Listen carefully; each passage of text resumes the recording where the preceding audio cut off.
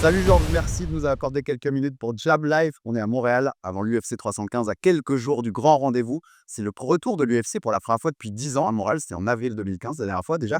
À quel point tu es content de voir ton organisation de cœur revenir dans ta vie? Je suis très heureux, d'autant plus que 2 combattants sur la carte que je connais, Manon Furio et Eman Zahabi. Donc, je vais être derrière eux pour, les encourager. C'est un gros combat pour Zahabi. Je dirais gros combat, il affronte la légende José Aldo. C'est cool pour lui, non? Oh yes, S'il est prêt. il est très, très prêt. Ça représente quoi aujourd'hui le MMA au Québec, Georges? S Le sport a complètement évolué, au début, quand j'avais commencé, ça venait tout juste d'être légal. Donc les gros médias n'acceptaient pas vraiment les athlètes comme des athlètes, légitimes. Mais ça a changé avec le temps, avec l'éducation et puis, je suis très content de où c'est rendu maintenant. C'est très populaire, c'est-à-dire que c'est vraiment très médiatisé aujourd'hui au Québec, le MMA, l'UFC? Oui, c'est populaire, exactement. On a peut-être, pas autant d'athlètes qu'on avait il y a il y a environ 10 ans. Je parle d'athlètes, dans le top 10 mondial, mais par contre, ça va c'est un cycle. Je suis certain qu'éventuellement, il va y avoir une nouvelle génération qui va revenir. On a Eman Zahabi que s'il gagne son combat, il va rentrer dans le top 10 mondial et puis ça peut faire, ressurgir la popularité. C'est dans le futur, tu imagines un MMA québécois, brillant? Tu penses qu'il y a des petites pépites qui sont dans l'ombre pour l'instant et qu'on va voir? C'est possible, ça marche par, cycle, en fait. Il y a eu je me souviens, il y a eu un temps que c'était les Brésiliens qui dominaient. Après, il y a eu les lutteurs américains, il y a eu, le Canada, on a eu une époque, on était très fort. Il y avait moi, il y avait, Rory McDonald, Patrick Côté, David Loiseau. On avait des combattants qui étaient très, très bien classés. Hem, il y a eu l'époque, les Russes. Là, maintenant, il y a eu les Australiens, Nouvelle-Zélande, l'équipe à Israël Adesanya. Maintenant, j'ai comme l'impression que c'est les Géorgiens qui sont très forts. Donc, c'est un cycle, en fait. Quand quelqu'un réussit, ça l'inspire les autres et ça montre que c'est possible. Toi, quel est ton rôle aujourd'hui dans ce MMA un peu québécois? Est-ce que tu essayes d'aider, tu vois, les jeunes qui montent? À quel point tu participes à toute cette évolution-là et à faire grandir, les autres? Parce qu'on le sait clairement, tu es la légende du MMA en Québec. Je En fait, je suis plus un partenaire d'entraînement et un conseiller. Ferras, c'est le coach principal au Tristar. Richard, c'est le coach principal au H2O. Moi, je m'entraîne dans ces 2 salles-là et je m'entraîne aussi à d'autres endroits aux États-Unis. Donc je suis plus un partenaire d'entraînement et je donne des conseils aussi quand que les gens ils veulent apprendre des trucs de moi. Le main event de l'UFC 315, c'est quelque chose qui va te parler puisque c'est dans ton ancienne catégorie, le champion des moins de 77, Belal Muhammad, qui remet son titre en jeu contre Jack Della Maddalena. Qu'est-ce que tu penses du champion Belal Muhammad? Quel œil tu portes sur, ton successeur finalement avec cette ceinture? Ah, il est très, très fort, et c'est quelqu'un qui est très complet aussi. Il est bon dans toutes les facettes du combat et j'ai hâte de le voir combattre. Jack Della Maddalena peut lui prendre la ceinture, tu penses? Tout est possible, c'est pas toujours le meilleur combattant qui gagne le combat, c'est le combattant qui combat le mieux le soir du combat qui va gagner. C'est comme la même chose au foot. C'est pas la meilleure équipe qui va gagner le match, c'est l'équipe qui joue le mieux le soir du match qui va l'emporter. Donc c'est la même chose en combat. Déjà, pour certaines raisons, ils pensent que c'est différent, c'est toujours le mec le plus fort qui l'emporte, mais c'est pas vrai. Donc il faut qu'il soit, au top le soir du combat. Tu es un gros consommateur toi de MMA, tu vois? Tu rates aucune soirée UFC par exemple ou tu es un peu plus, Non, écarté de tout ça? j'écoute pas tous les galas, j'écoute seulement ceux que j'aime et souvent c'est les champions parce que je veux apprendre d'eux en les regardant performer. Il y a quelqu'un qui t'impressionne beaucoup aujourd'hui parmi les champions actuels? Il y en a plusieurs, Thomas Spinal, Cyril Gane, John Jones, Topuria, Islam Makhachev, Adesanya, Nassourdine Imanov, il a fait une incroyable performance, contre, Israël Adesanya. J'ai vu ça live. Adesanya, c'est un ami à moi et puis, contre n'importe qui d'autre, j'aurais toujours pris pour, le Français parce qu'on est en quelque sorte, on est des cousins. Mais là, c'était contre mon ami, donc j'ai été choqué, mais Nassourdine Imanov, maintenant, c'est un très sérieux prétendant au titre. Et puis, je suis convaincu que s'il continue comme il le fait, il va devenir champion un jour. Dans l'interview qu'on a été avec Christophe, on parlait beaucoup de gens comme Ilia Topuria, Islam Makhachev, qui aujourd'hui ont un MMA très très complet, vraiment un jeu absolument complet dans toutes les facettes. Comment tu juges l'évolution du MMA, toi? Aujourd'hui, les champions que je viens de te citer, par exemple, tu les trouves peut-être plus complets encore qu'à ton époque, même si vous étiez déjà des sacrés combattants complets, mais comment tu juges un peu cette évolution-là? Il y a t'as des combattants qui sont ce que j'appelle des spécialistes et il y en a d'autres qui sont complets. Euh, les spécialistes ont la chance, ont déjà été champions. On pense à Israël Adesanya, Alex Pereira. Moi, ce que j'appelle des spécialistes. Khabib, c'est un spécialiste. Euh, c'est des mecs ils sont capables de tout faire, mais ils ont une force qui dépasse tout le monde. Et puis, les gens, leur adversaire, ils n'arrivent pas à trouver une façon de contrer cette force-là. Donc, c'est des spécialistes. Et tu as des combattants qui sont complets, qui sont des mecs qui peuvent être comme des caméléons, euh, qui sont des champions. Donc, quand ils savent qu'ils combattent quelqu'un qui est un bon frappeur, ben, ils vont lutter avec. Ou quand ils savent que c'est un bon lutteur, ils vont garder le combat debout. C'est pas aussi simple que ça, mais en fait, c'est un peu pour vous donner une idée. Donc, c'est possible d'être champion en étant un spécialiste et aussi d'être quelqu'un qui est complet. C'est juste pour trouver la façon de pouvoir faire, pouvoir utiliser ses forces contre les faiblesses de son adversaire. Tu penses que l'UMMA et l'UFC, c'est basé à des bases sur les spécialistes. C'était des spécialistes de chaque art martiaux qui venaient se tester l'un contre l'autre. Aujourd'hui, on a cette évolution vers plus les gens au jeu global. Les enfants qui commencent aujourd'hui, ils font du MMA directement. Tu penses que dans le futur, on n'aura plus champion spécialiste, qu'il y aura plus que des gens formés au MMA global? Tu vois, je te parle de futur dans 10, 15, 20 ans. Je pense que ça suit un cycle. Des fois, les mecs complets dominent. Après ça, c'est les spécialistes qui trouvent une façon de battre les mecs qui sont complets parce qu'ils sont capables de rester dans leur point fort et de garder le combat dans leur point fort. Mais après ça, les mecs complets retrouvent une autre façon de déjouer les spécialistes. Donc, c'est dur à dire. Le sport évolue sans cesse. C'est comme la mode. Il y a des choses aussi qui, peut-être, qui fonctionnaient avant, qui vont revenir dans le futur et qui ne fonctionnent plus maintenant. Et c'est difficile à prévoir. Autre question un peu sur l'évolution. Toi, tu as été en gros de la génération où l'UFC a explosé. C'est-à-dire qu'il y a eu au milieu des années 2000, 2005, ils sont un peu sauvés, ils sont pas loin de la banqueroute. Puis il y a le TUF qui les sauve un peu. Puis arrive toute votre génération, toi, Anderson Silva, un peu plus tard John Jones, qui fait un peu grandir cette popularité.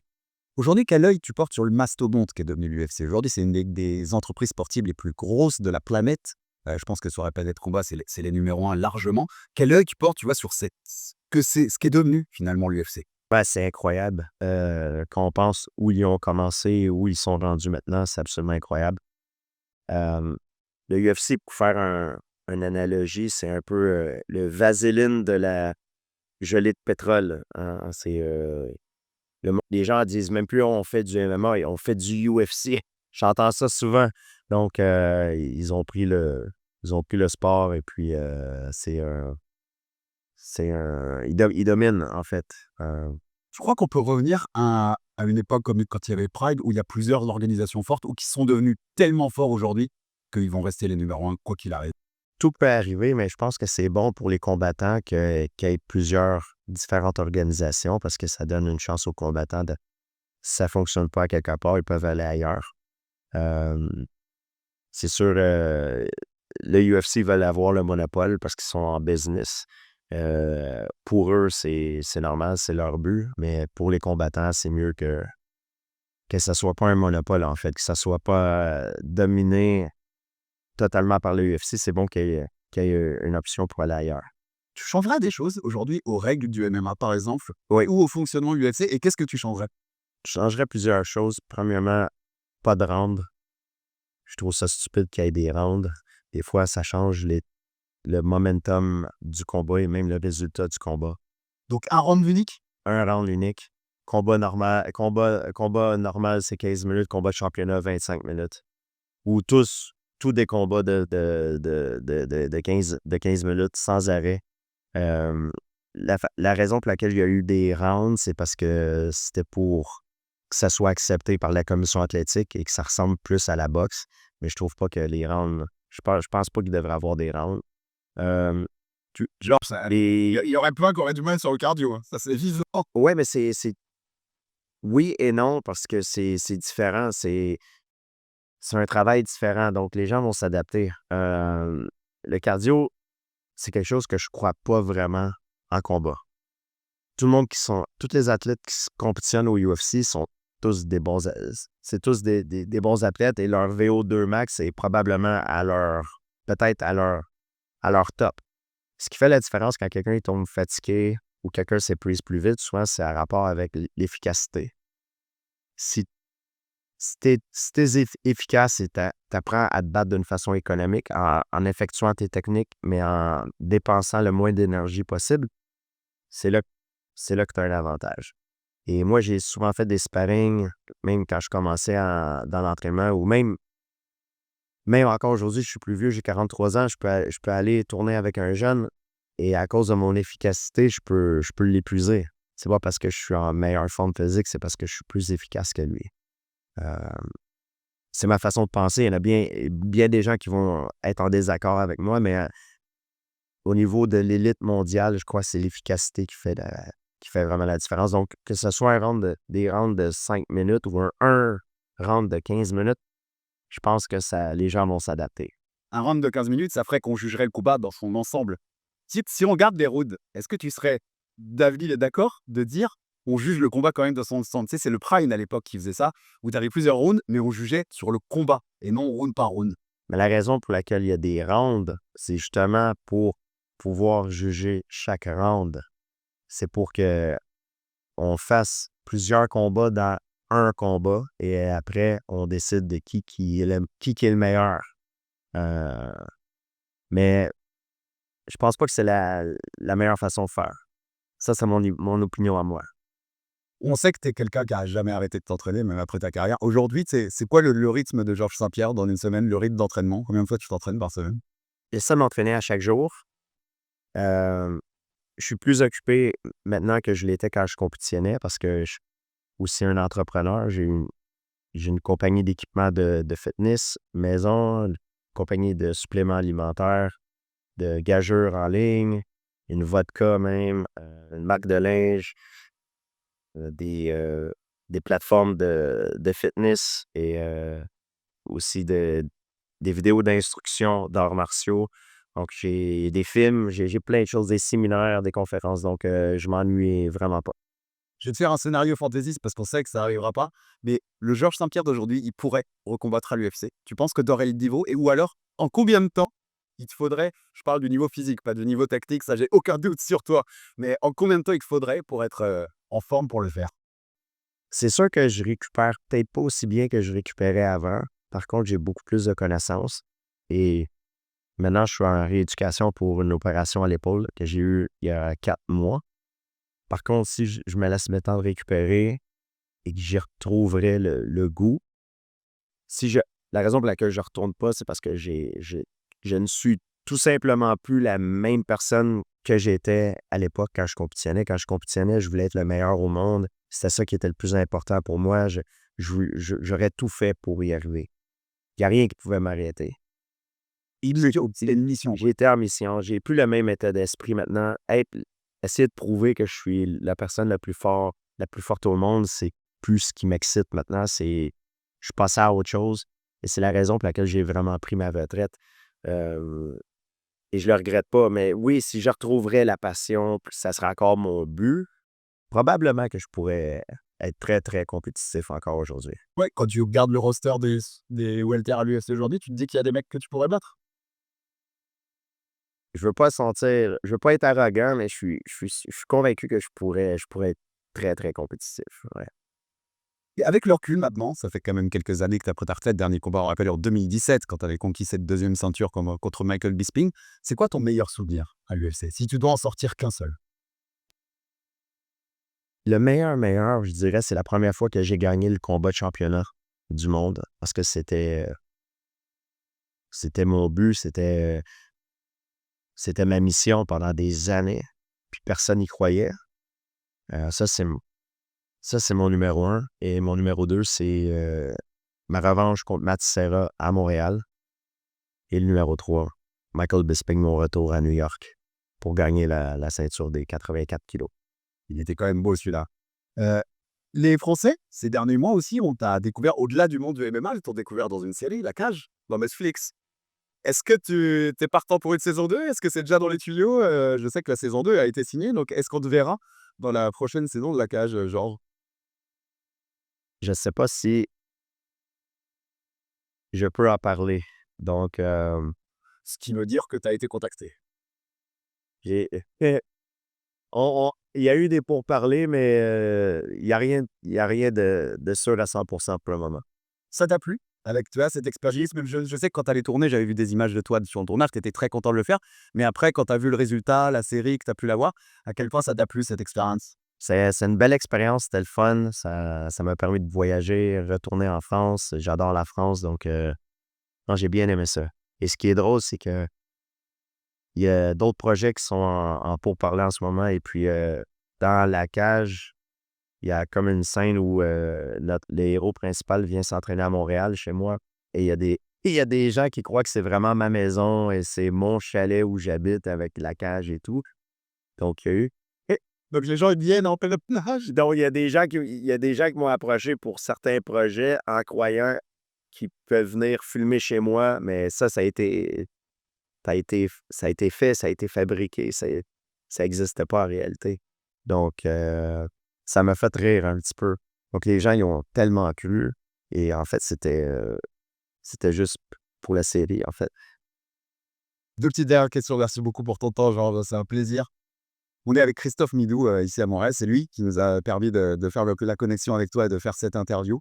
Quand on a fait l'interview ensemble, il m'a raconté tellement d'histoires sur votre parcours ensemble. On sentait, ça va au-delà de l'amitié, vous êtes des frères. Qu'est-ce que tu peux nous dire sur cette relation entre toi et Christophe et sur la façon dont il t'a accompagné pendant toute cette carrière? Steph, la première fois que je l'ai vu, c'était à Kanawake, à 5 minutes de chez moi, où j'habitais à l'époque. Et c'était dans les réserves autochtones parce que le sport était illégal.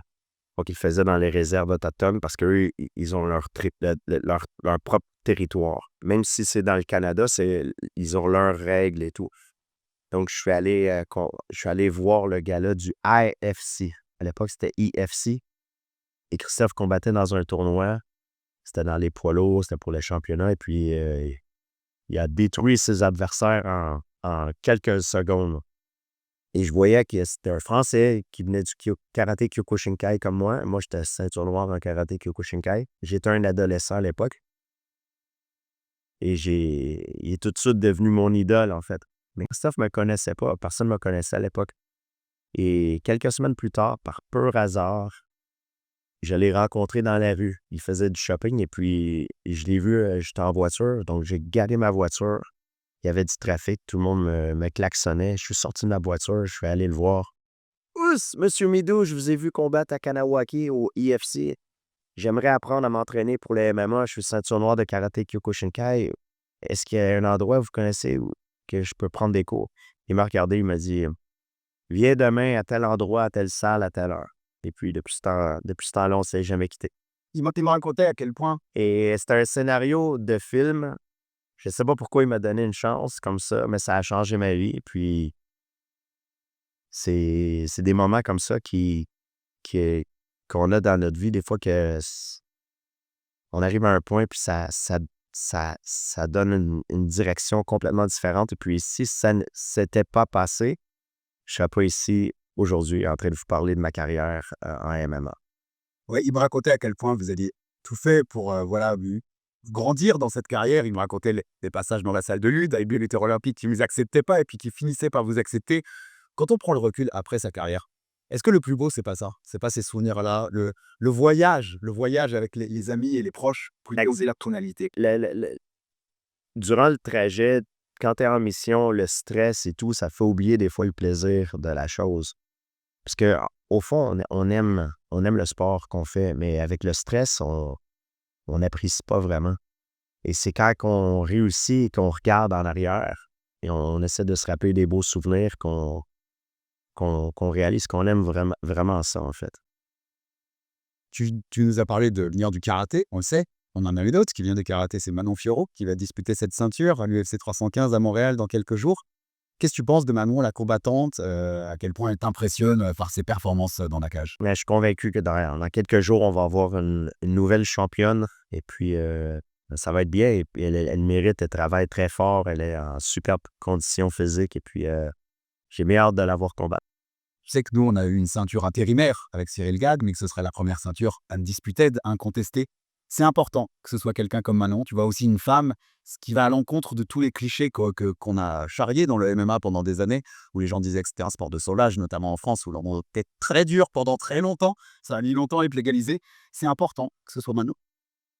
Ça serait bien que ça soit Manon. Elle mérite et puis elle a une belle image et c'est une femme en plus et puis ça ferait il y a un stéréotype un peu sur le sport et puis ça serait bien pour le sport, ça serait bien pour elle, ça serait bien pour la France, ça serait bien pour tout le monde. Donc, t'es d'accord avec ça? Elle prend la ceinture samedi soir? Je suis d'accord avec ça, oui. Selon mes pronostics de soi-disant experts, je pense qu'elle va gagner. Et je vais finir là-dessus, mais elle va affronter Valentina Shevchenko, qui est une des légendes sans doute, une des deux plus grandes combattantes de MMA de l'histoire féminine, qui est aujourd'hui numéro 1 pound for pound au classement UFC. À quel point c'est compliqué quand on affronte un grand nu comme ça? Il y a vraiment un stress en plus? Il y a un stress, mais il faut qu'elle prenne le combat comme si c'est un autre combat. Faut pas qu'elle pense à Valentina Shevchenko comme le nom, il faut qu'elle le voie comme un corps, puis une mission, puis qu'elle se concentre sur l'objectif et qu'elle essaie d'oublier les choses qu'elle n'a pas le contrôle, qu'elle se concentre seulement sur l'objectif, ce qu'elle doit faire. Pas sur elle, comment qu'elle se sent, ce que les gens vont penser, ce que Valentina va faire, non, parce qu'il y a zéro contrôle là-dessus. Il faut qu'elle se concentre seulement sur les choses qu'elle contrôle, qui est l'objectif. Et j'y pense, je me suis dit là-dessus, il y a un autre combattant français qui t'impressionne, s'il y en a un que t'aimes bien, parce que tu dois Il le... y en a beaucoup, il y a Cyril Gane, Nassourdine Imanov, il y a Benoît Saint-Denis, il y a beaucoup de cœur aussi, et j'aime beaucoup le voir combattre, malgré que il fait souvent des guerres et tout, et ça me fait mal de le voir souffrir comme ça, mais pour le spectacle, il est absolument incroyable. Bah, merci beaucoup, Merci. Georges Saint-Pierre, pour ces quelques minutes. Merci, merci.